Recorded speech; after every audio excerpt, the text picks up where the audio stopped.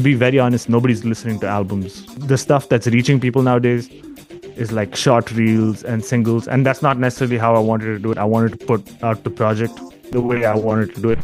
The majority of the people that I know that I think are making good music are not really noticed for the longest time. And even if they are, that attention span is short-lived.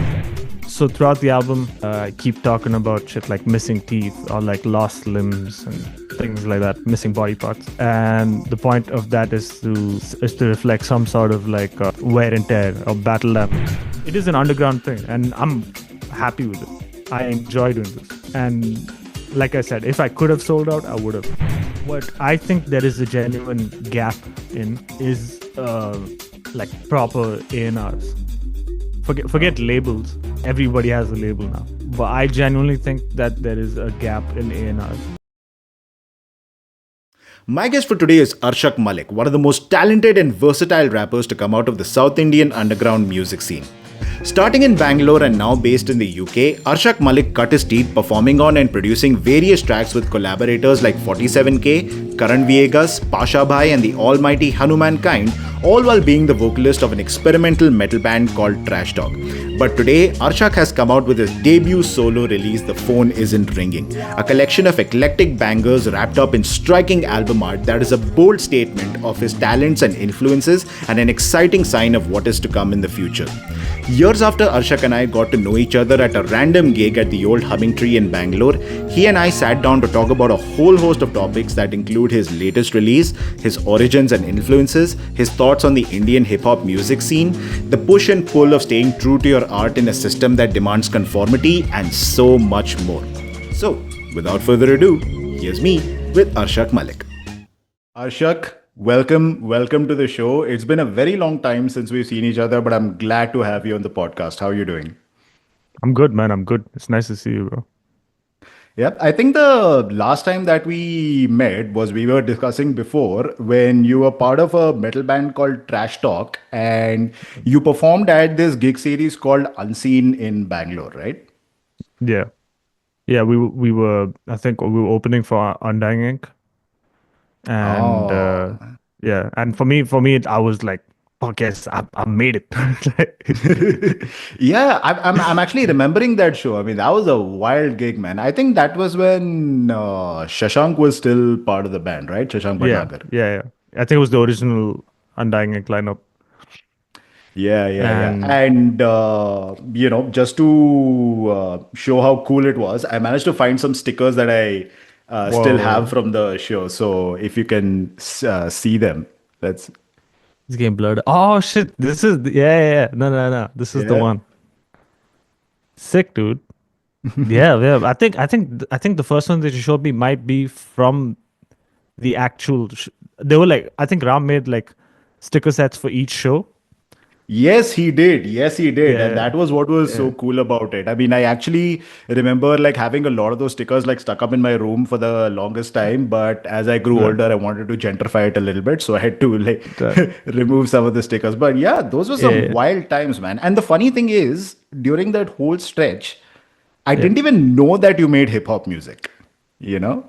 Yeah, yeah. No, as in, the thing was, I was always, I started off with music as a whole with hip hop, and the thing was, I went to college. I went to Velur, VIT, and there was like a pretty strong rock metal scene over there inside the university. And like a lot of my close friends, like my friend Ashwin Panikar, who's the guitarist of that band, of Trash Talk. He was very into rock and metal, so I got sort of drawn into the genre through him. But I was always into hip hop, and even in Trash Talk, uh, despite it being a whatever mix of metal band, like I'm not sure exactly what it is, like groove metal maybe, but it always had hip hop elements in it, and that was because my background, or whatever, was always in hip hop. So yeah. Okay, so you were listening to the two forms of music simultaneously, but you found something Yeah. interesting about Trash Talk that you could get into because you recorded like two EPs with the band, if I'm not wrong. Yes, we recorded two EPs, and we had like a third album, We have it still recorded. It's still with me. It's just that I've not been in a headspace to stand in front of a mic and start yelling into it. But I we recorded the whole album. We went to the lineup had changed since you last saw us. Like I don't know. I'm not sure if you know Oh yeah, I do know Ajay Ajay. George. Yeah, he's in Kochi. We went to his studio and we recorded it over there. And all their parts is almost done. Like it's done. It's just sitting in my computer for the past like what 4 years now. So I just have to Uh, like at some point find it, get back in the headspace and just knock out the vocals. Yeah, fair enough, fair enough. Because right Mhm. now, I'm sure your full focus is on your debut album, which is "The Phone Isn't Ringing." But Yeah. before we get into that, so how's life treating you in the UK, and how have you been able to do your music over there? It's been cool, man. I was so I was always working like while doing music, like most musicians. I had another thing going. So I was always I was a live sound engineer. Then I was working and like I was working as a producer for like small projects and then I was a sound designer for like virtual reality or whatever. So I was basically just finding anything music adjacent that I could sort of keep to give me like a to, to pay me every month so I could live and then I sort of hit like a little bit of of a ceiling of I was like I need some more money. I couldn't see where that would be, but then I was like, okay, cool. Let me go build speakers, and then I came here to do a master's in acoustics, and now I work as a loudspeaker engineer, and I'm doing that and making music at the same time. So Yeah, it's nice. It's nice to see that in your day job you're at least in something that is connected to music. Because I'd imagine that yeah, your clientele gives you a lot of opportunity to connect with a lot of people in the music and the music production space. not at all. Not at all. Not at all. No, no, no. It's almost separate because with your job in the job you're dealing with designers, people in like uh, the suppliers and distributors. That's the kind of people you're dealing with. People who do installations of these speakers. You're not dealing with the art side of what's playing through the speakers at all. Oh. Yeah, so it's two very almost separate industries. Oh, okay. Okay, cool, cool. So Yeah. now getting into your debut album, The Mhm. Phone Isn't Ringing. Yeah. First of all, how do you feel after its release and how has the response been to it so far? It's been good. It's been good. The thing is, with the climate today of how these things usually work, is I had more of a response, or whatever that means now. I had more of a response from releasing a music video for the single Tamils on the Roof, where people.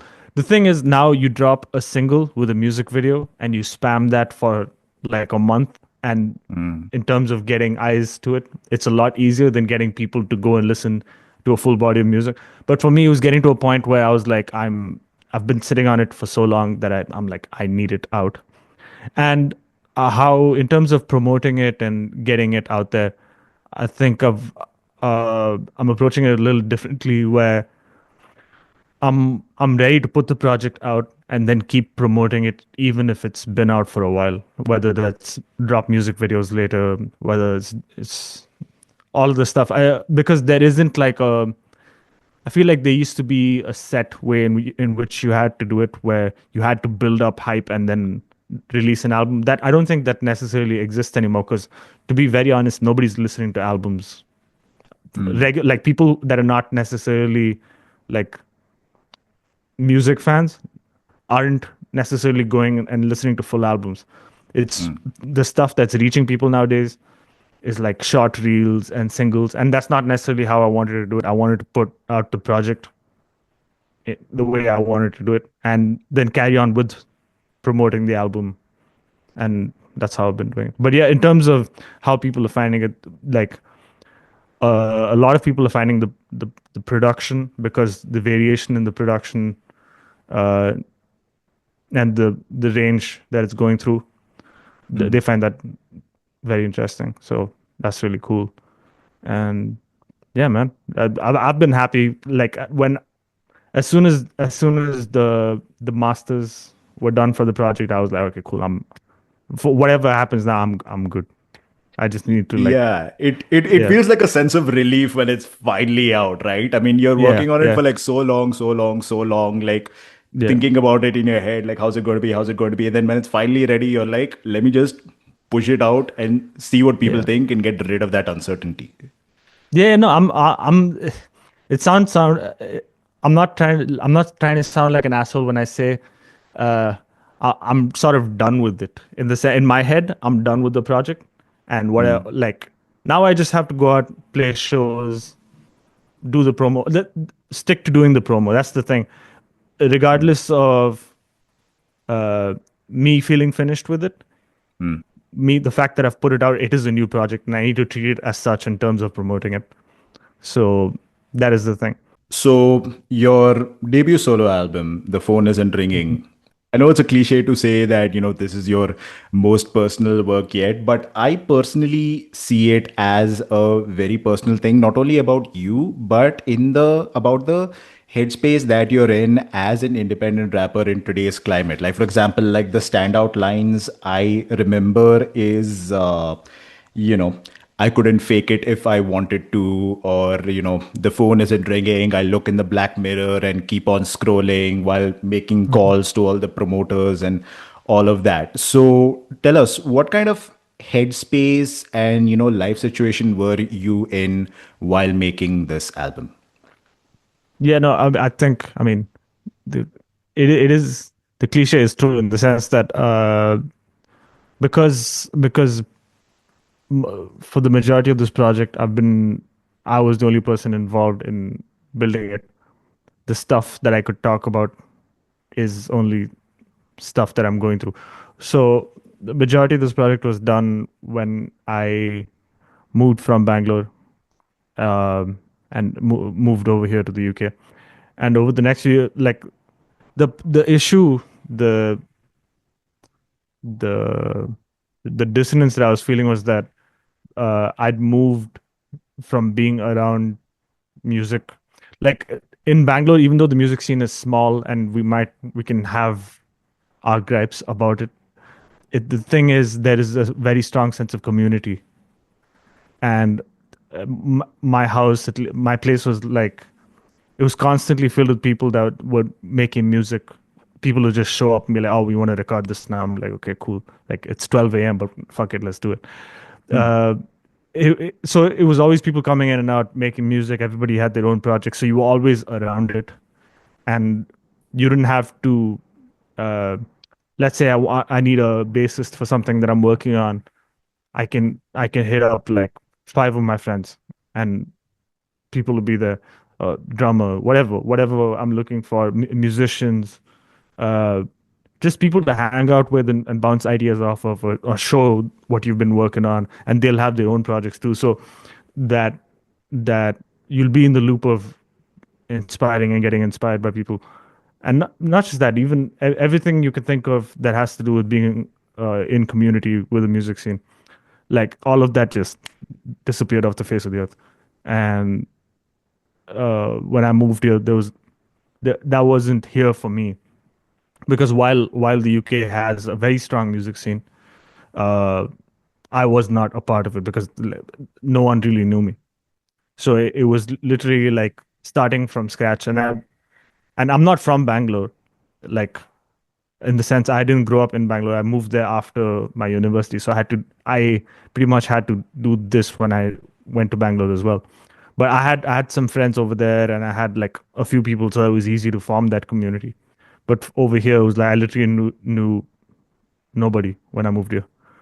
So that was my mindset when I was making this album. It was like, okay, great. So we're back to square one. And while I was while I was in that headspace, uh, every time I started doing something, started a track or reached out to somebody and try to push things forward, things automatically just got better. So the project didn't end up being some woe's me. I'm, feeling bad for myself or nothing. It was more like it's okay. This is um, how you say this is just a phase, and we just work through it. Some light at the end of the tunnel shit. Yeah, I mean, I totally get it. And I understand the Yeah, impulse of, not wanting to be too much of a complaint box on an album about yeah, yeah, yourself. But yeah, the reason I say this is that I personally resonate with a lot of emotions on that album because just personally speaking, even though I'm not a musician, I identify with the feelings of, having all this talent and all this drive, but for whatever reason people don't seem to notice and they seem to ignore you even though you have like a such a good body of work behind you. I personally feel this way about my podcasting and interviews, the way that you mhm, may feel about your music, that you have so much to offer, you think you're making all the right moves, but as you said, the phone isn't ringing and you need to yeah. get to that person or that gatekeeper or whatever to make the next step and get your art out there a lot more. Yes, yes, but at the same time, it's not about uh, it's not necessarily about being noticed or being acknowledged for the work that you're doing. Because to be very honest, in India as well, the majority of the people that I know that I think are making good music are not really noticed for the longest time. And even if they are, that attention span is short lived. And then my point was, it was the sense of community from other people that are making music. That was very important for me. It's almost like that's the community that you get from being in the loop with other musicians. It is very important because let's say you have a writer's block or whatever, and you haven't written anything for the past couple of weeks, and then you're in a room and you're just in somebody else's jam session, but you're just watching. That shit is uh like that shit will soup you up. Uh, it is that will give you the drive to go and do whatever you need to do, because being in that space is very important. And when that is removed, you kind of have to go and figure out how to find that for yourself by yourself. So Ah, okay, okay. that is more of what I'm concerned with, because it's not like when I was in Bangalore, when I had that community around me. It's not like every time I it's not like when I felt like I dropped good music. It's not like the people that were not involved in making the music were like, "Oh, this guy is great." That was not the case. It's because, and that's fine. That's fine, because there's so many people making music, and everybody thinks they're making the best shit out there, and I'm absolutely fine with that. For me, it's more of the community, being in community with other people that are doing the same thing. That's important. Oh, okay, okay. So it's Yeah, more about rediscovering like community and the importance of having yeah. that community around you for your art. That is more what it's Y- about. Yeah, and when I say community, people throw around that word a lot these days, and I feel like I mean friends that share the same interest towards this music thing like you do. That's Hmm. essentially what I mean. And when I Okay. say, and it's not just music from a musician's perspective, like uh like I've been like people like yourself, like when I met you were a photographer, right? Do you still photograph events? No, not much, but whatever photos I click, I do it through my phone. Right, right. No, as in my point is, like, photographers. I have people that are designers in Hmm. Bangalore, that are involved in designing posters for gigs. Hmm. Uh, People that shoot music videos. It's being around people that are interested in everything related to music. That is important. Okay, okay. All right, all right. Yeah, but yeah, it's interesting how a piece of art can have different meanings for different For people sure, depending for on the sure. situation that they're in. Yeah, for sure. As in, you can construe it. in whichever direction you want. Whatever applies for you at that moment, it totally works. Yeah. And another aspect of this album that I really love is the absolutely striking cover art, the painting by Tyler Hmm. Scully, if I'm Hmm. not wrong, because Yeah. it just hit me like a fast moving train when I first saw it. So, like, I'm curious, what was your first reaction to it when you first saw it in its completed form? Man, like I've been a fan of this dude's artwork for a while, and he's like if you're interested in like sort of abstracty art styles, yo, this dude is so good. He's excellent. Like, and yeah, no, he killed it. And like the artwork is one thing, and we basically designed all of the creatives for the project around his artwork. So, and he killed it. He killed it. And I've been like, and it was so cool because I've been following his artwork for a few years, and then I finally reached out, and he agreed to do it. So it was awesome. What was the brief that you gave him, and how did that art evolve from that brief? Mm. Uh, l- if you notice, there's a lot of teeth related, uh, imagery in the design of this project. So throughout the album, I keep talking about shit like missing teeth or like lost limbs and things like that, missing body parts. And the point of that uh, is to reflect some sort of like wear and tear or battle damage, and you take that and keep moving forward. And that is the sort of idea I gave him. And the bucket hat thing, I've just been sort of, for some reason, been stuck on bucket hats for the past couple of years. Hey, I get you. I have Bucket two hats. bucket hats at home, so Yeah. I mean, like, at least you can use those hats in the UK weather. Like in the Bangalore weather, there's not much reason for you to have a coat, let alone a hat, because the winters are kind of more brief here than in the UK. You No, no, know? no, no. A lot of the bucket hats are like summer hats. Ah, okay, okay. Yeah. Okay. All right. All right. So, and also one other song I'm curious about, Hmm. Tamils on the Roof. Hmm. I mean the voice quote in the intro, like, Hmm. is that a real thing, or is that something that you recorded? Like, where does it come from? It's a sample from a TV show, which I'm not supposed to be using. But Oh, okay. yeah, yeah, no, that's fine. That's fine. I mean, it's hip hop shit, but it's sampled from a TV show, and the context is that you can look it up, and this has happened where like Sri Lankan Tamils, Elan Tamils have been uh, where refugees from Sri Lanka who are Tamil people, um, they're at this refugee processing center, and they are staging a protest, and they were staging a protest on the roof of this building, and uh, like I don't remember the exact context of the conversation that was happening, but basically this Australian officer who works at the refugee center, he's telling people to treat that he's giving them the whole spiel of, oh, everybody's treated with respect, with you know you treat everybody with the basic human dignity. While these guys are protesting in the background, you can hear them yelling.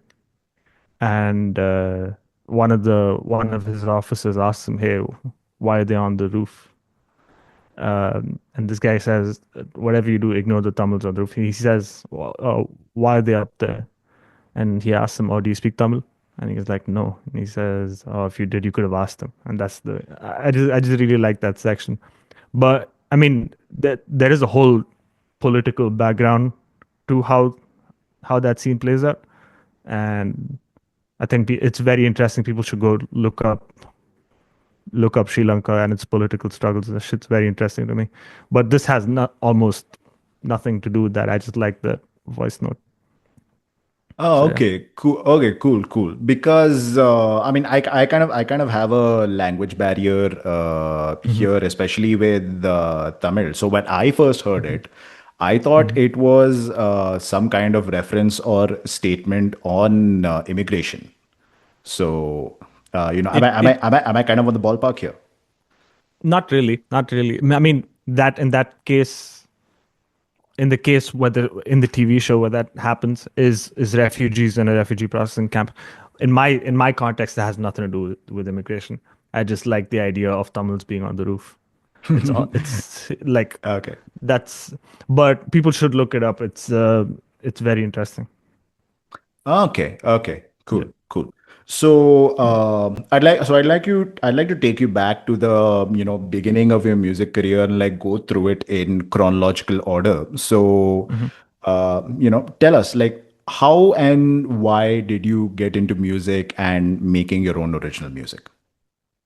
Um, I've always been drawn to it. I've always been drawn to it, and the first piece of equipment that I bought was when I was in like 10th grade. Was this thing? It's called an APC. Okay, it is Okay. basically an Ableton controller. When I bought this, I did not know what Ableton was. I thought that this is the thing that you could use to make beats on. So Okay. when I got it, I plugged it up. It turned on. I tapped it. No sounds came out of it. I was very disappointed. And then that set that set me on a path to go and learn DAWs and learn how to use the thing. And that's honestly what got me into music because I saw somebody making beats when I was in 10th grade, and I was like, oh, fuck it, I'm gonna go become this guy. And yeah, that's how I started making beats. And I have no real background in music, so I didn't really understand.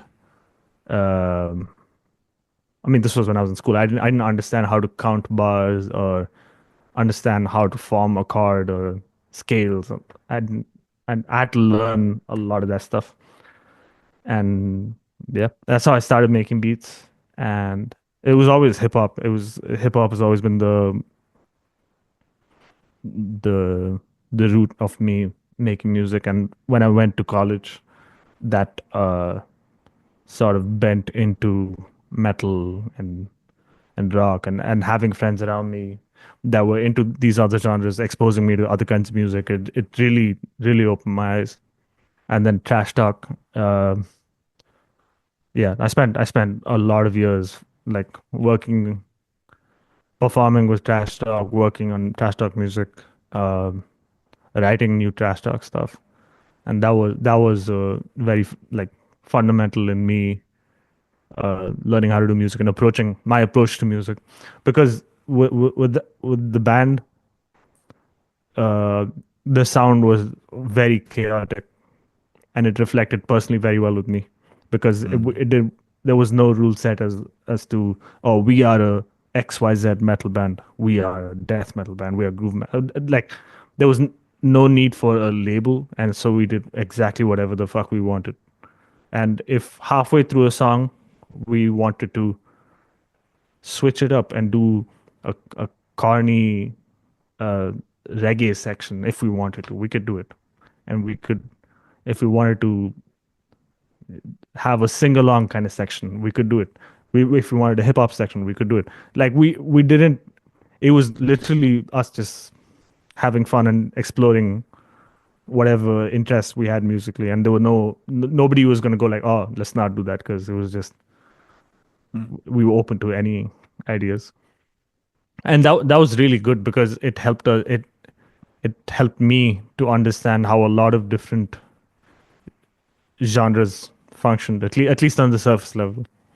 So yeah, the trash talk is very important. And then uh yeah, no, a lot of the hip hop artists in Bangalore, and working with them, and there's a cipher group called One and a Half, and being around the guys over there, a lot of the guys that were there were at that point like very young, and they were starting to make music, and being around them and seeing how they did stuff. All of this stuff has been really, you know, it's shaped me essentially. Yeah, I think one of your most frequent collaborators, and in fact, you collabed with him on your very first EP, is 47K. So, how Hmm. did your relationship with 47K start? Uh, I was I was trying to do more of my own hip hop stuff apart from the stuff that I was doing with Trash Talk, and it was weird. I think it was. SoundCloud or Facebook or something, where I saw him putting out some of his beats or making his beats or something, and I'd reached out to him, and we were talking for a while, and he sent a couple of beats through. I'd recorded something, sent it back. He said he liked it, and he's from Chennai, so he was playing a reproduce show or something in Bangalore, and after the show, he hit me up randomly, and he's like, "Yo, I need a place to crash. Do you think I can crash at yours?" And I've never met this dude, and Okay. I'm like, "Cool." I'm like, "Cool, come over." So he comes over and he hangs out, and we get along really well, and we start making some more music, and yeah, man. So he that just became a regular thing. He would come over to my place. The first album, Joint Custody, that we did, uh, he came over, and I took 10 days off from my job at that point, and we're just sitting in a room, just getting put it, running through beats, just knocking out songs. That's what, and we were just going around, meeting other people, meeting other musicians, asking them to jump on the songs. So that's how that album came about. And yeah, no, and to this day, he's one of my best friends, man. Like he was at my wedding and shit. And yeah, we've just had a very good, you know, we work on a lot of music together. So that's still there. What is the biggest difference you see between the joint custody album and the Mhm. phone isn't ringing in terms of your quality, your style, and just the whole mindset behind it? Yeah, no, I like to think that the quality when it comes to my writing, I think this has definitely improved. I think when it comes to the mix, when it comes to thinking about that album, John Custody, we didn't necessarily think about what the project was going to be before we started working on it. It was just like, oh, cool, we have some beats, cool, I can rap on it, let's knock something out. And it was a cool project. It was very fun to make. This project, in in in comparison, it was more of uh, the process. There was a lot more scrutiny in the process, where I had an idea of what each of these things had to sound like before I started them, where each of the songs in there have a concept. Everything sort of needs to fit into the larger image of what I think, or what I thought the project should be. Whereas John Custody was like, "Ah, cool, let's hang out, we're having fun, boom, boom, boom, knock these songs out." That was way more natural. Natural in the sense we didn't give a fuck about anything. We were just making songs. Whereas this was a sit down and think about it kind of thing. And I think definitely I've been a lot more careful about recording it in the same places, about how the mix should sound, all of that stuff. And I think in terms of the writing itself, I had uh, you know, a lot more of the aggressive punch you in the face shit. It's not there anymore because honestly don't feel like it. At this point in my life, I'm not feeling like I'm gonna Yeah, that is the biggest difference I heard between those two yeah, releases. yeah. I was pretty aggro when I was younger. Like even when I met you, I don't think I necessarily knew how to speak to people in a polite, like normal person to person way, because I was just an idiot, and that lasted for a while. I feel like that is gone, and I feel growing up that happens. Yeah, yeah. I mean, there is something to be said for, personal growth and how it, Yeah, impacts the way you make music. Because, yeah. as I myself go back to those days, first of all, it doesn't really reflect all that well on metal as a genre to like hear about people who weren't very well adjusted while being in metal. And then a few years later, when they're making hip No, hop, they're no, much more well adjusted. N- no, but I think that's fine. I think that's Yeah. fine because you need that sort of energy to make good music that has that sort of energy, Wh- Yeah. which doesn't uh relate to the best company outside of the music, which doesn't necessarily mean that these are nice people to be around. It just means that they're really good for giving you that sort of vibe if you're looking for something like that's the kind of thing you need, and that's fine. But that's the same reason I like, which is why I'm struggling to go back and finish the Trash Talk album because I'm like, I'm worried about shit like, how am I gonna pay my rent this month, or Mhm. planning my fucking future, some adult bullshit, right? And at that point, I'm not having the same aggressiveness towards a lot of things. Yeah, you're in a completely different mindset now than you were when you actually recorded that album. With the Trash Talk album. The third Trash Talk album that you've got like No, in. no, no, no, no, no. So the thing is, in terms of the instrumentals and stuff, I love it. I Okay, love okay, that okay. project. It sounds so good. It's just doing the vocals for it. I'm like, how do I get back into tap back into that kind of energy? But in terms of comparing the phone is entering and the joint custody, I felt a lot more uh, like that aggressiveness, the braggadocio, all of that stuff. That's a lot more present in that project than it is in this one. Okay, okay, okay. And getting a little more into trash talk. The First of all, you're absolutely right about trash talk sound. There's no way you can like map it or like put it in a certain box, especially with the second release that was Burd. I mean, it sounds so fucking crazy and out there, but when you actually examine it, you're basically dedicating like songs to like four different birds. If I'm not wrong, there is like a pigeon and Yeah, a secretary yeah, bird, a condor, and what is the fourth bird? a rooster. The rooster. Yes, yeah. I It's mean, a yeah, chicken. you Yeah, literally go like, "Pak, pak, pak," you know. yeah, yeah, yeah. No, like, I mean, I'm most curious about that particular release bird. Like, where the hell did that idea come from? Uh, we were trying to. So I love concept projects. I really love concept projects. Whether anybody else gets the concept or not is secondary to me. I need to be. I like setting out like a boundary in terms of a concept, and then I work the best that way, is what I've realized. But anyway, so we were trying to figure out how we can make four songs and how they could sort of we we were trying to find a category, whether it's birds or whether it's fucking, I don't know, trucks or whatever it is, and then have four songs that are subcategories of that thing that could sound very different and almost like conflicting to each other.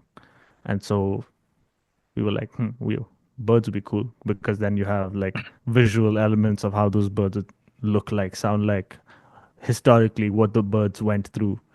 Because like in that album we go through, like, I mean, if you look at the lyrics, some of them are about how pigeons came to be so ubiquitous in our society.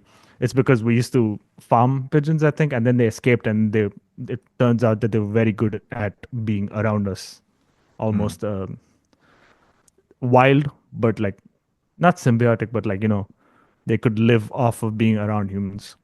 And yeah, so each of those things had like a history or concept or whatever. And it was just trash talk projects are always so fun to work on. They're so fun to work on. So yeah. Yeah, and this isn't the only example of your music focusing on animals, because I think if anyone like really researches your music, there are quite Mhm. a few tracks that you've done that talk about environmentalism. Like for example, the songs you have done with Karan Vegas and Mm. Smokey the Ghost. In fact, there's one song in which the concept is that you have this anthropomorphic animal character who is like smuggling oxygen from like this Mm. underground civilization of rich people to like the surface civilization of poor people. So where did that passion for environmentalism come from? Is it something that has been a through line in your life? I don't think it's environmentalism as much as it is. I fuck with Nat Geo. I like the Discovery Okay. Channel. It's more it's more. I like yeah no. I still do you know what? Actually, just before we got in this interview, I was looking at Orca videos, and at some point in the future, there is going to be an Orca project because they're very underrated animals. I think. I, Ah, okay. I digress. I digress. But uh, I am very I do like animal ideas. They're easy to, for me at least, they're easy to translate into something because I can imagine how that would translate into a beat or Mm, a riff or something. It's mm. yeah, no, I definitely there is definitely that thing. And the thing with Karan had, I think he had reached that project was actually environmentally inclined because he had reached out to some people and they said that they would be that they would be down to make something that focused on jaguar conservation or something like that. Yeah. It was a few years ago, so it's slipping my mind. But the concept was basically I would play my verse, I would play a poacher, and then Smokey would play the leopard that is captured. And there's another artist called Bongi Duma, and his vocals on that track are just insane. And yeah, like so these projects they're very easy for me to approach. Like I said, like if you have an idea or a concept, most of the times I fit very well into those kinds of ideas. Ah, okay, okay. And getting back to Trash Talk, like you said, Mm. there is a third album that is locked up in your files and which only needs vocals. So will that album ever see the light of day? And is Trash Talk like definitively over, or will we see No, something no, from Trash Talk in the future? no. As in, I mean, I'd like to think that I'll finish that project. I'd like to think like it depends. I'm not gonna force anything. I'm not gonna force it if I don't feel like it. The guys have definitely been on my. I mean, for the first couple of years, every couple of months, I used to get like a message, like a berating message of how I need to go and fucking finish it. But I think they've given up on me for now. But I think I will definitely go back and finish something whenever it happens. It happens. But yeah, I think all of those guys are doing their own thing. Like Ajay has been putting out music. I think Deepak is an island now, and the drummer, he's an island now, and he's playing around. He's doing shows and stuff. So everybody sort of still is very much into music. So yeah, Okay, okay. And how often were you guys confused with the American hardcore band Trash Talk? all the time, all the time. I think after a certain point, I was just like, you know what, this is actually working out positively for me. The hate comments. I'm like, I kind of fuck with this. I'm not gonna change the name just out of principle. Well, to be honest, when I started the band, I had no idea, and as I kept releasing music, people used to come like, "This is not trash talk," and I'm like, "What are you?" Then I went and looked it up. I'm like, "Oh," and then I actually listened to the band, and I think they're really fucking good. Like they're a sick band as well, Hmm. and I was like, you know what, this doesn't really affect anybody. I'm just going to leave the name as it is. Yeah, fair enough, fair enough. Yeah. And I'm curious, Hmm. how did, working with a metal band and producing metal music impact your musical outlook as a hip hop artist? Did any of that influence bleed into your hip hop music? No, always, always. And like producing metal is very, very, very hard.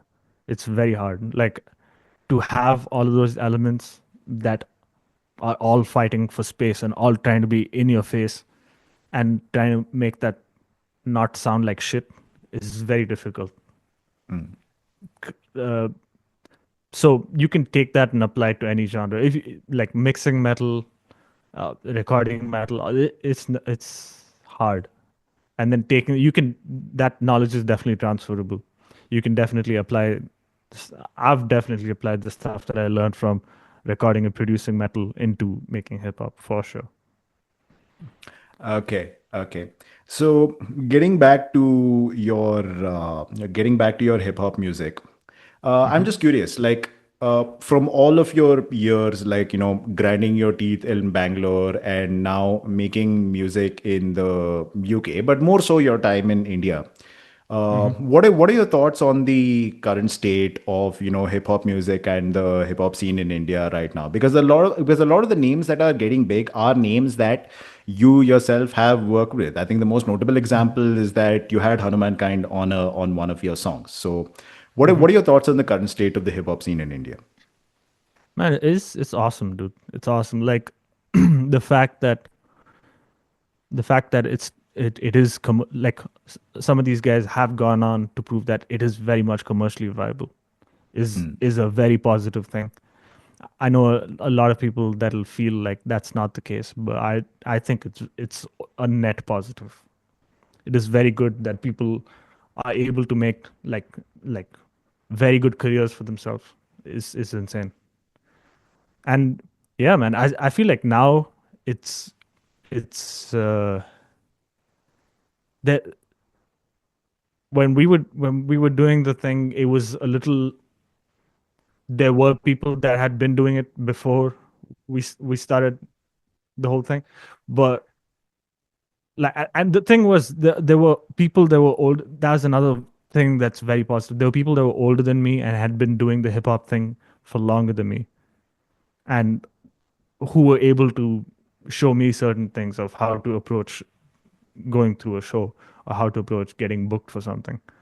And all of those things are like it's priceless. Like because the fact that I know that there are people maybe in their 40s um, who are still doing the music stuff, not just hip hop, but like who are still playing shows and who have somehow figured out a balance to make it commercially viable and make the kind of music that they want to make, exactly the kind of music that they want to make. That's exactly what we need. And I think the fact that m- now hip hop is like almost like there are so many rappers that it's hard to keep track of, and that is a very positive thing. It is a it is like a booming scene, dude. Like and there's so many young people. There are so many young people that are making sick music. It's awesome. Yeah, exactly. Exactly. I Hmm. agree with you on that front. But like with any genre of music that dominates the charts Hmm. at any point of time, Hmm. there is only one type of that music that gets a lot of that money. Whereas the more experimental stuff, I don't want to say gets pushed to the side, but doesn't really get as much backing. And in my research of you and of your Hmm. hip hop music, I think Hmm. you are more experimental compared to your peers. At least that's my opinion. Hmm. So I'm curious, have you faced any like pressure currently or before to make your music more palatable so that it reaches more ears? No, but so this is the thing. I mean, I feel like people, and I used to feel this as well, where you're trying to make, uh, trying to be real or make real metal or real hip, whatever the fuck that Hmm. means, right? But the thing about that is when you see people blowing up and becoming commercially successful, that is not easy. In the sense, if I could have sold out, I would have sold out. I don't think I have the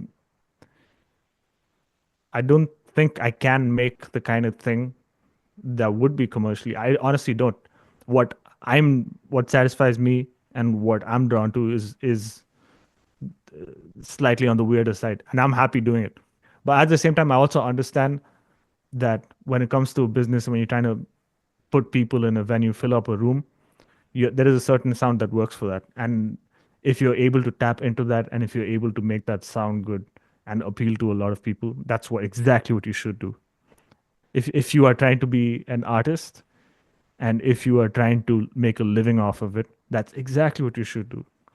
And this is what in the album, the first song, I talk about this thing called tall poppy, like this tall poppy syndrome thing, where the moment one person starts blowing up, people have like an issue with it. They're like, he's not, they're not doing this, or they're not sticking to their roots or whatever. But not sticking to the roots, but like they're not. They make their commercial. I'm like, Mm. yeah, but the, it's a living, dude. It's a job. So if you, and if you, the thing is, right, if you don't, if whoever is complaining does not like that kind of music, go make the thing that you like. Exactly. Go, yeah, Exactly. go make. Because the thing is, I make the music that I like, and I know a small set of people. Like it is an underground thing, and I'm happy with it. I enjoy doing this, and like I said, if I could have sold out, I would have. Honest, it's just the truth. Like, yeah, that's what I feel about it. Yeah, yeah, I completely understand. And, that's one thing I'm realizing as I talk to, more and more musicians. I mean, in the current generation, if you're someone who really cares about your art, making Hmm. money from it doesn't need to be the be all end all. You can be completely satisfied, like doing it on the side while providing yourself through other means, as long as it Hmm. keeps that art pure and you're able to gain satisfaction from it. I feel that's a very underrated aspect that many people don't know. When you tell them that I'm into music, they instantly think like, oh, you're trying to break into the mainstream music business, Hmm. but they don't know Hmm. that you're content to do it on the side as long as you're making the art that you want to make and you are in control. And it's not even necessarily on the side. It's not that's my case where I have a day job and that supplies me, that provides for me financially. So for me, that's the case where I have a day job and that's the money. And I do the music exactly the way I want it to. And I'm not necessarily, at this point, I'm not necessarily concerned about how it's treating me financially. There are people like there are so many people, even in the local Bangalore scene, who have not blown up by the traditional standards of what that is, but have been able to create an ecosystem for them where that is taking care of them financially. Mm, And that is something is very important. Like if you look at like globally, like one of my favorite artists is this rapper called Evidence, mm, and he is not necessarily what you would call like a household name or whatever, but he has been putting out music since I was a kid, like late 90s. He's been putting out music, and he's still putting out music. And they've figured out ways to create an ecosystem for them, whether it's touring or producing for other people, or there's so many angles which people have found that they can work into that niche, and it's not necessarily either blow up and make something that you don't want to do, or just be broke. That's not that's not the thing. There's so many mm. like this year, like I was really happy to do this because I opened for one of the people that I was looking up to as a kid, this artist called Homeboy Sandman. Mm. And this dude is an underground legend, and I saw the way he was going about it. uh, he has his Patreon set up, and he drops music relentlessly. Like almost every month or so, there is like a new mixtape, new project, and it's out to his Patreon. And if it's a small number of people that's going to support you to make music, he's good, and he's touring, he's playing shows all the time, and people are able to like sort of like make a living out of this. It isn't necessarily that you have to be an artist that packs out a stadium. Mm. People are finding niches and making that work for them financially. And I saw it in Bangalore as well. Like artists like Galebai Yeah. is one of my favorite bands from Bangalore, and I've seen them jam. I've seen them play shows. They are excellent, absolutely killer. Yeah. I saw them And live a few months ago. They were oh absolutely my killer. god, dude is yeah, they like uh yeah, they're absolutely insane, and they figured out where their audience is, and they keep playing shows. I think they played a show here in the UK last year. I missed it, but like I'm pretty sure they played last year or the year before. So people are, and they're not necessarily what you would call like viral, or that kind of thing. They just found a niche, and they're able to create an ecosystem where they can keep going and playing shows, you know, and they make quality music. They make excellent music. And this is what I was talking about, being in that community, in the ecosystem. Their drummer Joe, Mm-hmm. he is probably one of the best musicians I've been in a room with. And like I had a project with him. We didn't really put out any music. It was me, him, and a guitarist called Aniket, and Alan Santosh later, the I know bassist. Alan. I know Alan. Yeah. So we had a project that we were working on. We had a bunch of songs, and in my opinion, that project was really fucking sick. But whatever, shit happened. We still have the music, but we hadn't put anything out properly. And being around him was like eye opening. I was like, because he's older than me. I could see that, oh, you can keep doing this, and it isn't like there isn't like a weird there isn't like a barrier where you have to sort of hit a level beyond a certain point, or it all goes away. Nothing like that. And you could keep chasing this, and you could keep making exactly the kind of music that you want, and figure out a way that works for you financially. And you know so people figure out a way that it's not like before, where you're packing out a stadium or you're a failed musician. That's not the case. There's definitely pockets that you could work out. Yeah, I'm very happy to hear that, because part of the reason I asked that question is because I've been paying attention to the trends of the music industry and the live music industry, and especially the consolidation of various companies and venues under one banner. And it's kind of like been niggling at the back of my mind that as the years pass, it like, in my view personally, it is getting harder for even niche musicians to sustain their niche, because at the end of the day they are working in a system that is designed to be catered to, like, the biggest players. If Hmm. even if you're talking about something as plain as like the price of gear or the price of transport during touring, it doesn't matter if you're a niche artist or a mainstream artist, you are occupying that same seat in the flight that will cost you the same price, and it doesn't care how niche you are and how much money you can invest in it. So Yeah. you know is it getting harder for niche artists to sustain themselves, or are people still finding a way to cultivate their audiences in this current climate? Um, to be fair, you should. This is a question that needs to be asked to somebody that is currently sustaining themselves primarily through music, which is not the case for me. So, but from what I've seen, people, and there's gonna be, I think you'll find people on either side of the spectrum. But from what I'm seeing, the people that are figuring out a way are still figuring out a way of doing this. Mm, It probably does suck, and there probably is more. I mean, if it statistically, the chances of it working out is lesser. But mm, I think people are figuring out a way to make it happen. What I think there is a genuine gap in is like proper A&Rs. Forget oh, labels. Uh, uh, like labels that are fucking, everybody has a label now. But I genuinely think that there is a gap in A&Rs.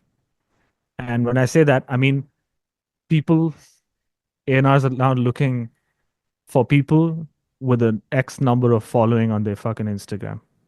mm, And that is a problem. That is genuinely a problem, because you are looking for somebody that has carved out a fan base for themselves, and then you will go and chuck money at it and make that fan base grow and make money for yourself, as opposed to going and finding somebody that you think you can grow, uh, where there is, how do I explain this? There's benefit on both sides on that. mm, If you're finding an artist that already has hit a certain number, the chances, the chances are that the artist probably doesn't need you. Whether they realize it or not, they probably don't need you.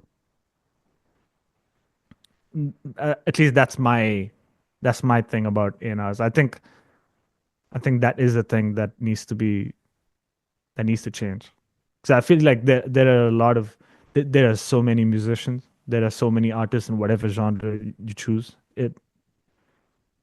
There isn't people there aren't people trying to actively find them and make them grow in the right way. If you speak to artists, if you speak to like A&Rs or labels, um, almost always they'll talk about your social media following, and I understand that that's a part of it, but it's not like, oh, the music is great. The music is something that we can definitely make that before they even listen to what you've done, their judgment is on how you look. That is my issue. Yeah, If yeah, exactly. I totally understand, and I've seen and heard about this as well, where even like for example, people get hired for fucking movies purely based on the number of followers they have and not based on their acting skill. And for example, also even in some WhatsApp groups I'm a part of, they're looking for a quote unquote influencer to sell quote unquote product, and the prerequisite is this many number of followers, 1,000 plus followers, right, 2,000 plus right, followers, you know. right. No, and that makes sense. That it, in a certain aspect, it makes sense when you have, let's say, I'm trying to sell like a handbag or whatever, and I'm trying to get my product out there. My only factor is the number of people that I can reach through your handle or whatever.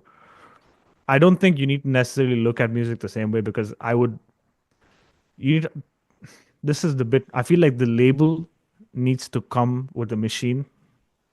The label has to come with the machine that is going to bring the eyes. The product that the musician needs to bring is not the fucking eyes. It's the music.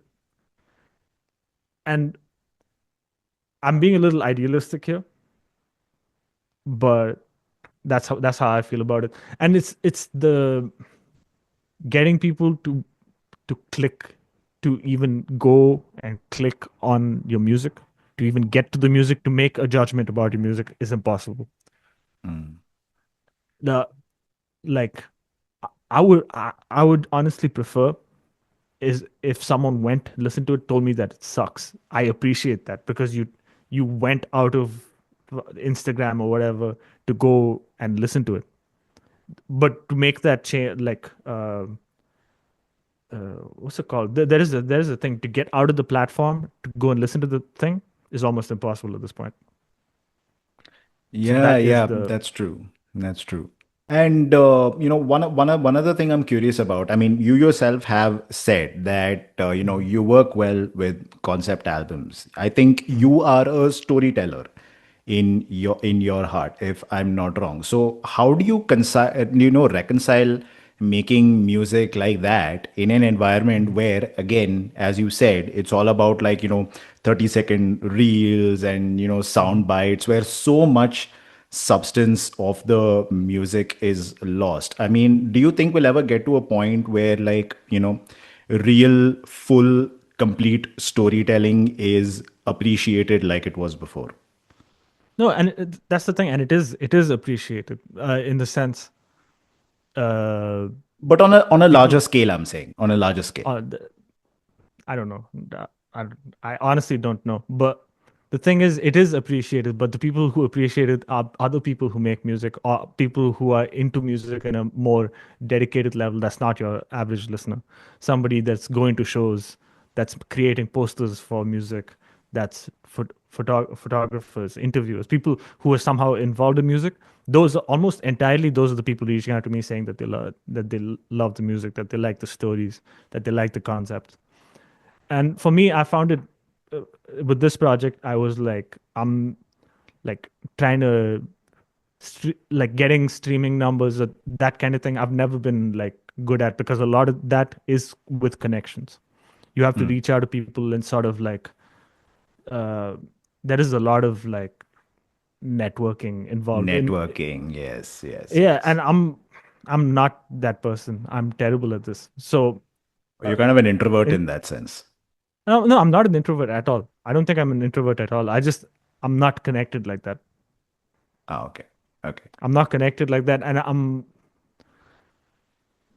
yeah, it's, it's personality. Some personalities are really really good at this.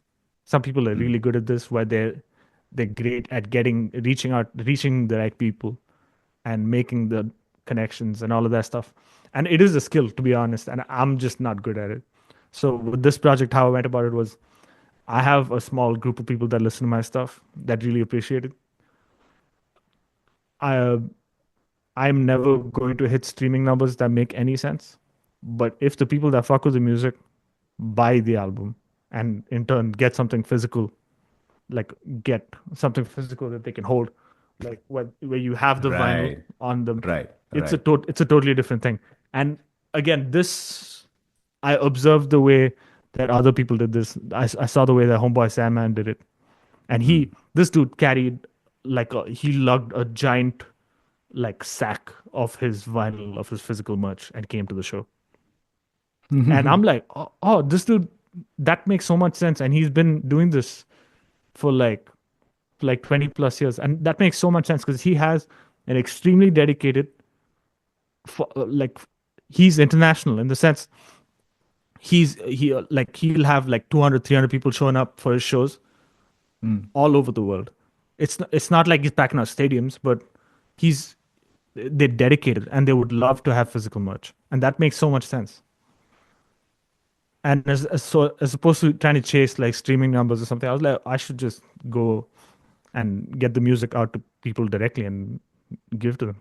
So Yeah, yeah, that is a great way to look at it, man. And I think that is the best way to, get an audience that, truly appreciates the art inside and out. And, the mhm, satisfaction that you can get from that is yeah, something that I can understand that is very important to a lot of artists mhm. today. 100%. And in turn, when you buy physical merch, the connection that you have with it is slightly different. I'm not one of those people that's like, oh, the sound quality, all of that's all cool. But my point is, you've got something tangible. It's very important that you've paid a fair bit of money to have this. So the value that you have towards it is very different than if you're just pressing a button on your phone. That was Yes. that was too Yes. easy. That was too easy. Now you have this. You're holding this thing. You're putting it onto a system that you've paid money to have. You have a record player. Everything is value at that point. And you have like liner notes, lyric sheets. You have artwork Mm. that's for the album. You For the half an hour that you're listening to the album, you're sort of immersed in the idea that this project is. So I'm like, okay, that's definitely what I'm in the future when I'm putting out music. Everything is gonna have it'll be on streaming if people just want to have it. Sure, it doesn't make a difference to me, but it'll definitely be on physical. Yeah, I mean, I totally get that because I am a collector myself. I mean, in terms Hmm. of physical music media, I'm talking about physical live music media. Like literally, I mean, Hmm. we're not in my room right now, but in my room, Hmm. I have a huge pin-up notice board where I've Hmm. stuck like all the tickets and wristbands of Yeah. all the gigs I've been to over the years and like the set lists of my favorite musicians, some of them Hmm. autographed also. Hmm. And when I look at them, I mean it immediately takes me back to that moment and enables me to like temporarily like revisit the emotions I had when catching that show or listening to that artist for the very first time. And Hmm. I think again this is another idealistic take on my part, but with how like impersonal and digital and ephemeral music is becoming these days, I think we will see like a lot more people who want that pull of physical media and will try to like rediscover it once again, especially with like, music catalogs and movie catalogs like shifting about because of like, some rich guys negotiating shit and all of that. So I think people will start valuing physical media once again, Oh, and I can definitely see that change. I can see it already, where uh, like all of the artists that I ripped when I was like I just bootlegged almost every piece of music that I listened to up until maybe like 10 years ago. Before that, everything was bootleg, like rip it off of Pirate Bay, Mm. LimeWire. That honestly, that's the only way that I was getting music. Uh, in the past few years, I've been buying physical copies of like a lot of those projects because I'm like, yeah, I it for all of that music shaped this particular part of my life, and I want to have it. And I'll be like, oh, this is what my 10th grade sounded like. This is Yes, yeah, yes, yeah, yes, yeah, yes.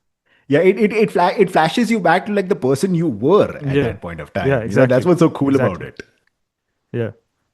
And then you know this project inside out, and you get the physical thing, and then you see something that's absolute that you haven't seen before. Whether it's liner notes or something that the artist has written down about the project, and you're like, holy shit, that makes so much sense.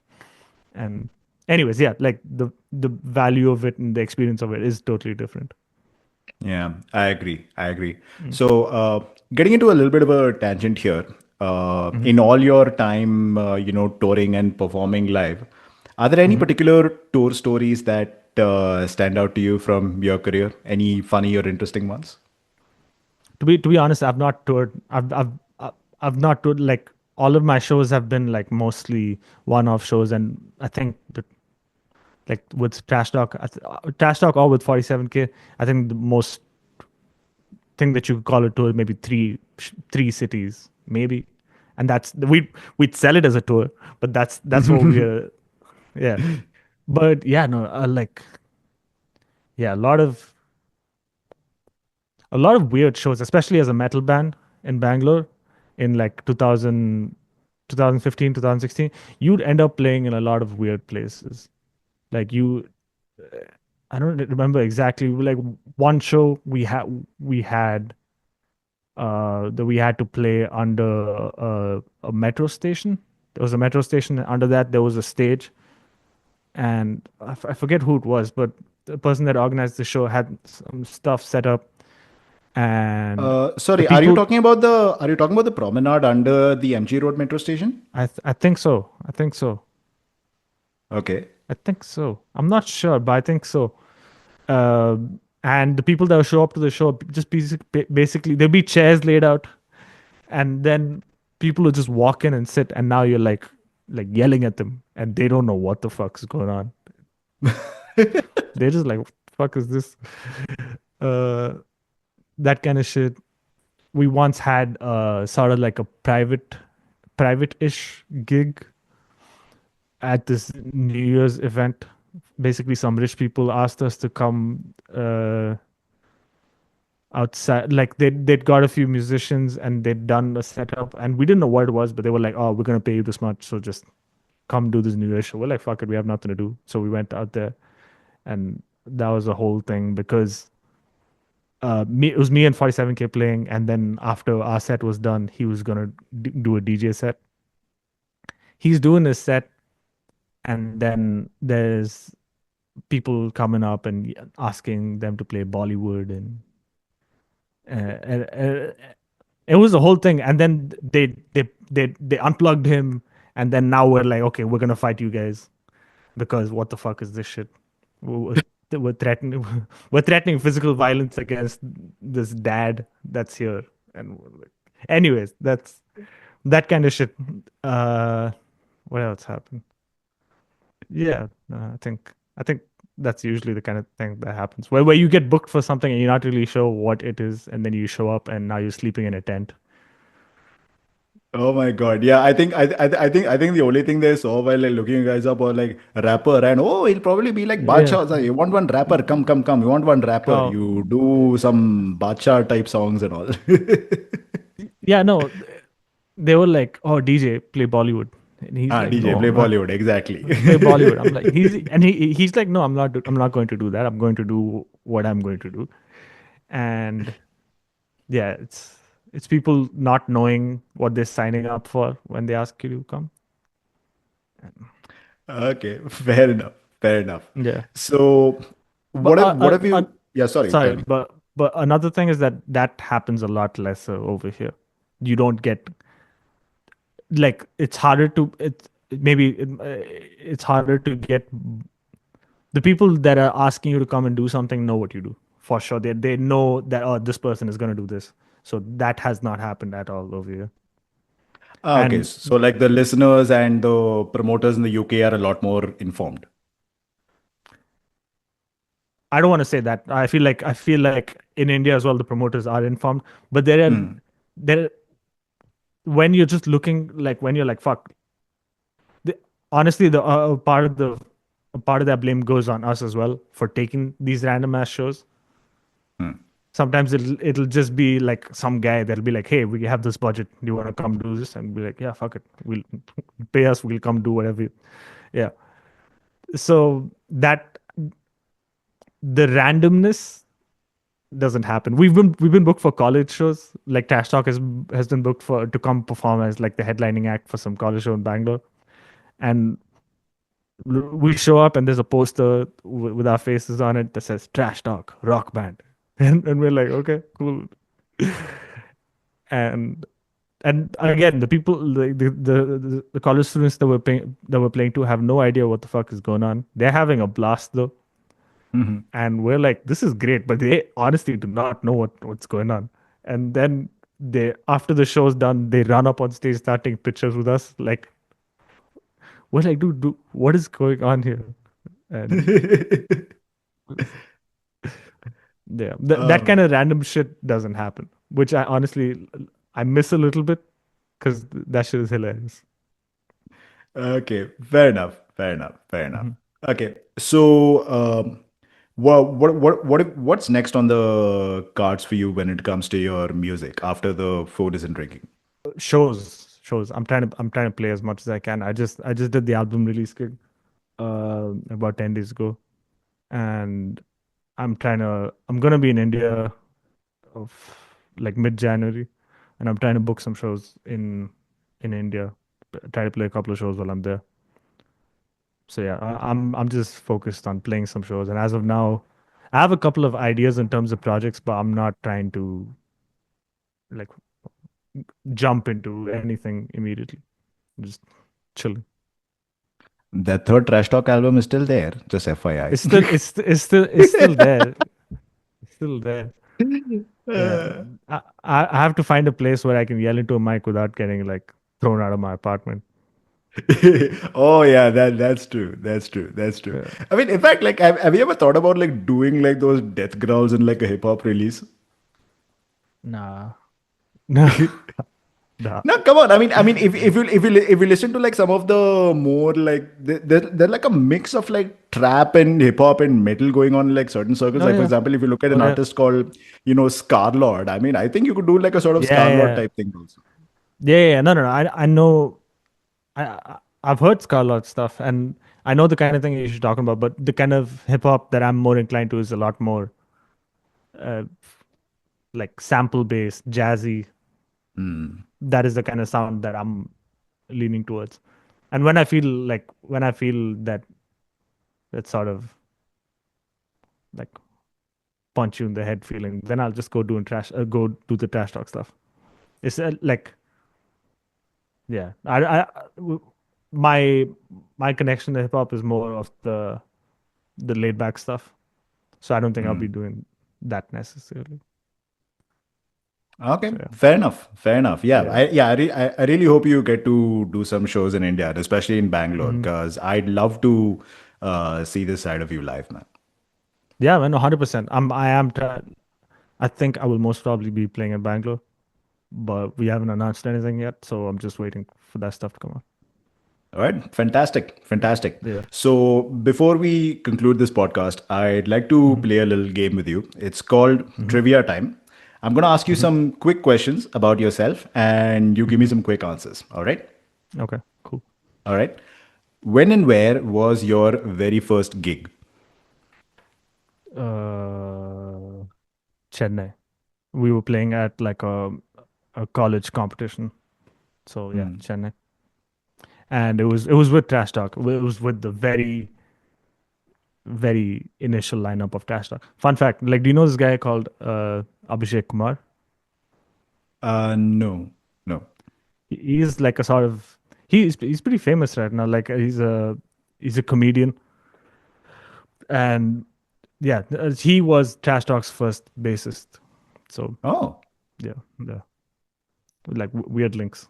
But yeah, so we were playing in Chennai at I can't remember which college, but we were playing at a college competition. That was my first gig. okay. Favorite and least favorite song from your catalog? Least favorite. Okay. Uh,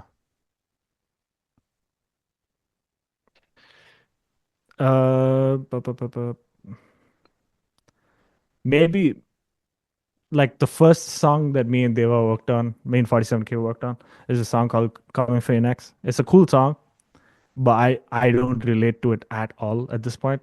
So that probably has to be the one. So yeah. Favorite one. Favorite one. Uh,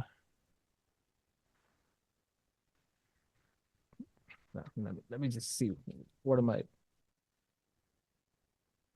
Would it be Three Good Legs by any chance? I, I really do like that song. I really do like that song.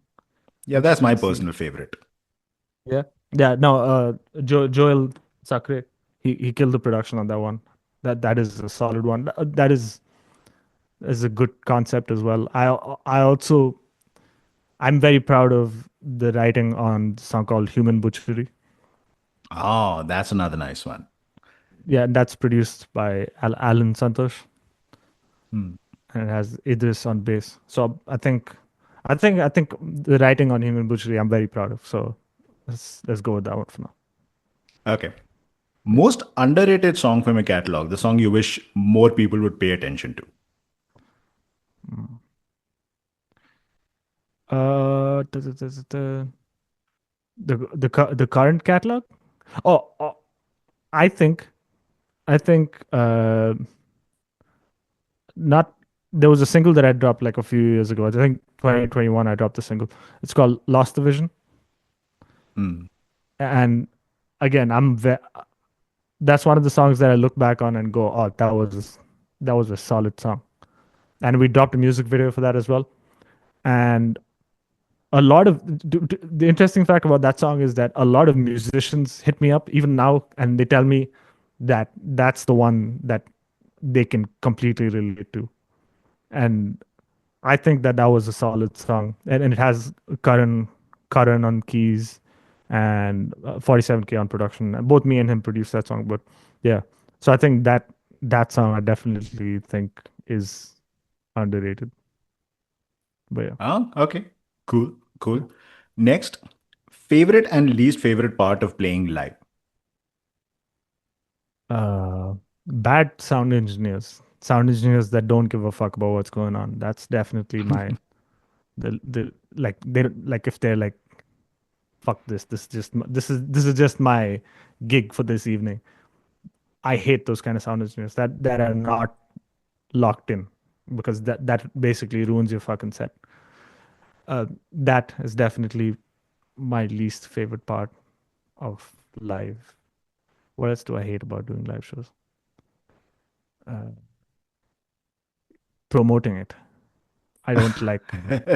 I don't like uh, getting on the internet and trying to convince people to show up to a show, which is fucked up because it is essentially what I have. That is like a fundamental part of what you have to do as a musician is make Exactly. people Exactly. buy it. Fucking, I feel like please please one more ticket please, like no, it's not fun, it's not fun. So yeah, those two are probably the things that I hate about doing live shows. The favorite part is, I honestly think my favorite part the part that I enjoy the most about making music as a whole is playing live. You see how something that you could make in a bedroom or in a jam room with a bunch of your friends, to see how that resonates with an actual crowd. It, that's my favorite part. Lovely, lovely. Mhm. Next, if you could pick once, And yes, go ahead. sorry. A lot of the people that turn out to be very good friends of mine, like very good connections, people that help me out with my music, or that I collaborate with in the future, are people that I've met at shows. And while I'm not a networking person, you just end up meeting people and making let's go back to that term again. Let's forming community. So Yeah, yeah. I totally get it. That's how my social circle basically got created. Like it basically Mhm. include like everyone I've met at shows since the year 2014. You know? That's it. Yeah. Okay, next. If you could pick one song with which to introduce someone to your music for the very first time, which song would Mhm. you pick? It's a good question. Um are they a music fan or not? Um, I mean, let's say someone who doesn't know about you at all. Okay, cool. So then there's a song called "Pick It Up" with 47K. It's a very choppy song. It's upbeat and it's a dope beat. Like I really love that beat. It's a very like knock your teeth out kind of beat. And my flow on that is choppy and it's fast. It sounds impressive. I'm sick of the song personally because I'm like it's a bit of a circus trick. It's like, oh, look at what I can do. But what I've realized is that song is always going to be in my set, because every time people listen to it, when they don't if they don't know who I am, they're like immediately drawn into that. They're like, whoa, look at what he can do. And that is cool. That aspect of that song is cool. So that one. Okay. If you It's like yeah. guitarist sweeping. I'm so bored of it. Like sweep I'm like, dude, okay, cool, like you can do that, like, but people love to see technical prowess at some level, so it helps. Yeah, definitely, definitely. Yeah, Okay, yeah. next. If you could feature your music in any TV Mhm. show or movie, which TV show or movie would you pick? Ooh, Mindhunter. Oh, nice. Yeah, You know why I think that that is such a nice response? Because in my research of you, I looked up the video that you scored for this graffiti artist named Epoch, EPOC, yeah. and that last third where he's like actually making the graffiti and your score gets like really intense. I could, the moment you mentioned Mindhunters, I could instantly hear that Yeah, particular part of the score in Mindhunters. yeah, no, 100%. Like uh so Epoch is Veera is 47K's older brother. And both of them, both Veera and Deva are graffiti artists. They're part of this graffiti crew called T3K. They're excellent graffiti artists. So I was like, dude, we need to do something, and then we shot that. So yeah, that is and I love like I would at some point I would love to do more scores. Uh, like, cause one of my major influences that's not hip hop, it is Trent Reznor, Nine Inch Nails. And I Ah, love that. I love that style of like synthy. yeah, dude. I Trent mean, Reznor and Atticus Ross, they are goated when it comes oh to my like God. soundtracking, man. Yeah. Like I don't even watch some of the movies. I'll just go listen to the soundtrack, 'cause I'm more Yeah, interested in yeah, the yeah. I've got like yeah. I've got the Social Network soundtrack, some of the Girl with the Dragon Tattoo soundtrack, Yeah. and loads of other like soundtracks that they've done. I mean, just listening to them by themselves is so cool. Yeah, the girl with the dragon tattoo, there is a Led Zeppelin cover on that, right? Immigrant song. Yeah. Oh my, the, I love the Trent Reznor version. And like even on this album, like almost every project that I do will have some synthy shit. Like the title song, "The Phone Isn't Ringing," is very synthy, and that is because of like that influence. Yeah. I think scoring is something I would love to see from you. I mean, just from the strength of that Epoch video, because it was Mhm. really so cool, man. It really was. Thank you, man. Yeah, again, Yeah. that I feel like that project was underrated because there was no real promotion, nothing. We just literally just dropped it. We're like, we did this. Look at it. Yep. By the way, that piece of graffiti that he does in the end, is it still there in that stretch between Nah, Trinity Circle and MG Road? nah, it's gone. Oh, it's gone. It's gone. Oh I'm pretty sure it's no. gone. It was basically a construction site that we ran up on. And we did it at night, and yeah, I'm pretty. I mean, he did it. We watched him do it, but but I'm pretty sure they painted over it.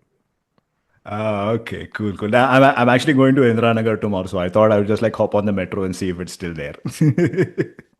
I'm certain that it's gone, but you can have a look. Because I every time I pass by there, I'll try to look, and I'm pretty sure they painted over it when I was in Bangalore itself. That's a shame. That's a shame. Okay, Yeah. getting back to the game. Biggest Mhm. inspiration as an artist for you? It's probably evidence, probably, yeah, evidence, or like we said, Nine Inch Nails. No, but definitely more towards evidence. This guy has been. Uh, it's the I appreciate longevity in an artist in a non-stagnant sense. He's not he's not necessarily making the same thing twice, Mm, and as he gets older, the music changes, and it's constantly. You can see every project that he makes, he has put time into, put effort into, thought, and it's never rushed. So yeah, evidence, definitely. okay. If you could meet your any inspiration in person and thank them for Mhm. inspiring you, which artist would you pick? Again, this dude. But one thing I've realized is meeting people that you look up to is a double-edged sword because Don't at meet the your end of the heroes day, type. no, it's not that deep, but it's more like they are some guy. They have their they have their own things.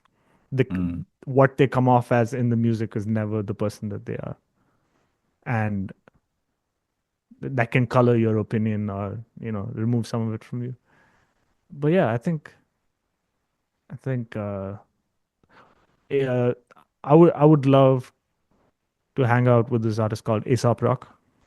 oh, I nice, love nice, I nice. love Aesop Rock, and The None Shall Pass, that album is a classic. yeah, yeah, yeah, yeah. Yeah. And no, I think at some point, like my thing is the day I get an Aesop Rock feature or do anything with this dude, I'll be like, cool. At this point, I can just stop and be very happy with what I've achieved and just be easy. But yeah, no. Anyways, I think I would love to meet him and Mm, just be like, what? Because he has so many kooky lines that mm, you're like, yo, what the fuck? Why did you write this? What mm, was going on when you thought of this thing? Yeah, mm. it Okay. would be cool to pick his mind. Yeah, pick his brain, pick his mind. Uh, whatever the saying is. Okay. Yeah. Actually, from when you said that, like one of my other Yeah, questions, like further down here, is like dream collaboration you would love to do. I think we can count Aesop Rock as your dream collab as well. yeah, yes. Aesop Rock, LP. Like I'm very influenced by LP, LP, both his lyricism and his production. Have you heard of Run the Jewels? Dude, I have Yeah, so much Run the Jewels in my hip hop playlist. Dude, I've been listening to them for years. yeah, But yeah, yeah. I mean, I agree with LP because his solo stuff is also very It's underrated. It seems insane. like most people It's know him for Run insane. the Jewels, but his solo Yeah. stuff is very underrated. Yeah, no, and it was again, I this is another example of the artist that I like and longevity. This dude has LP has been putting out music since the like late 90s, and Hmm. he started out with his own label, and that's where artists like Aesop Rock come from that Hmm. label. So this dude was at one point responsible for a lot of the underground, like quality underground music that was coming out, and then went on to put out his own projects. And then after, in his 40s, he had his big blow up, which is insane to think about.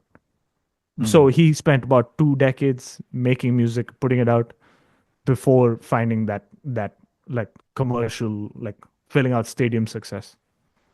Yeah, yeah, and it was the same trajectory for Killer Mike also. I mean, he was like Yeah, yeah, relatively like pretty old when he got his first Grammy. yeah. No, both of them were the same age. Both of them are the same age. They were in their 40s when they found that kind of big commercial success.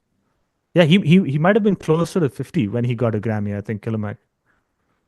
Yeah, yeah, it's a Yeah. very nice case for like, it's never too late to like, achieve something like that. No, yes, yes, but at the same time, both of them at that point had spent close to or over 2 decades worth of time making music and being in music. So it's not something that came like that. It's time spent, effort put, getting better at your craft, and then maybe it'll work out. Yeah, true, true. Yeah. Okay. Next, first hip hop song you ever heard. Fuck. Okay. Uh, it's probably going to be. It's probably Eminem something, maybe, probably. If I, yeah, yeah, It's probably Eminem from some, or actually, I think it might be in the Club by 50 Cent, probably, maybe. Oh yeah, I mean that song was like passed around so much during like the MP3 download days. you know. Yeah, yeah, and like my favorite part about hip hop is the fact that as Indian kids with no connection to the culture, we didn't know what the fuck was going on. We didn't know what was being said, or we had no cultural reference to what was going on, but we were like, yeah. Yeah, and especially with his whole like Diddy documentary going on, he is like fucking everywhere right now, grinning like the Cheshire cat for what I he's mean, done to Diddy. yeah, it was, yeah. Nah, I did watch the documentary. It was a good documentary as a whole. As a documentary, it was very good. Like, anyways, that's a whole Yeah, other thing. Yeah, yeah, yeah. yeah. Okay. Next, first rock song you ever heard. I don't know if you classify this as rock, but I think it's Bon Jovi. Yeah, sure, I would. I mean, Yeah, 80s yeah. rock, classic. Yeah, It's My Life, Bon Jovi. I think that's Oh, the okay. first. That is the very That's first more Bon Jovi pop. song I heard as well. So, Yeah, that's more pop than rock at that point, but still. yeah, fair enough. Fair enough. Yeah, First metal song you ever heard. first metal song I've ever heard. Is System of a Down, maybe? No, Linkin Park. Linkin Park, not System of a Down. Linkin Park, probably like In the End or something like that. Yeah, I mean, Linkin Park is such a common answer for like so many people I've Yeah, posed the question to. I mean, it's like a whole 100%. sociological phenomenon, like their whole Yeah, rise in India. yeah. India and in a lot of the world, like as in extremely influential band. Definitely, definitely. Yeah, Next, if you could rework a trash talk song into hip hop, which trash talk song would you pick? I wouldn't. I would not. Would? No, Okay, no, but what about vice versa? One of your hip hop songs into a heavy metal song? No? no, no. Uh, They both are there sacred to is you. there is a barrier in my head. In Hmm. my head, there is like a very clear barrier because when I write for hip hop when I write for trash talk, I'm not. I'm most of the time I'm just like, "Ugh, this is hilarious. Like trash talk is like an elaborate joke to me that I find hilarious. Okay. In the sense, I love the music, but the whole time I'm like, this is hilarious to me. Everything about it needs to be funny to me. Hmm. It, in the end, it can sound whatever, powerful or like strong, but the whole time I'm like, oh, this is so funny. And the whole band is like that. Like if you've seen the members, it's a bunch of clowns, and it's so good. Like that's anyways, the ethos of making music with that band has been like that. And when I'm writing stuff for myself, I'm a lot more like serious about it. Okay, fair So enough. Fair yeah, enough. yeah. Okay. So First band or artist t-shirt you ever bought? hmm, I think Gojira. Oh, okay. Yeah, When was yeah. this? I think this would have been in 2013. Okay. I Okay. still have that T-shirt, by the way. I'm like, yeah, I still definitely have that T-shirt. It's tattered and like has holes in it and shit. But yeah, it's my gym T-shirt. Okay, cool. Cool. Yeah. And lastly, dream gig you would love to attend or perform at. This could be a festival, this could be supporting anyone or performing with anyone, anything. Or that I would want to perform at. Yeah. Like I want to watch Nine Inch Nails live, Ooh, and I nice. think I'm going to watch them next year. I'm planning on watching them live. Awesome. Um, who I would like to open for? If any of the artists that I've mentioned so far, like I would love to. That's the approach I've taken to performing over here in the UK. Is there's a lot of hip hop artists and a lot of like underground legends sorry that shaped my music when I was growing up from the US, Mm, and they always come through London. So mm. I have been trying to open for them, and that's something I'm going to keep doing. But no one in particular, but a lot of the artists that I mentioned so far, Evidence, Aesop Rock, a lot of these people. Clipping. I would love to open for Clipping. Oh, okay. Uh, so because they're are you familiar with their stuff? Like there's a lot of industrial, noisy hip hop. Oh, this is something I think I should pay attention to. I mean, being a fan of industrial, so I I'll think definitely you'd check love it. them out.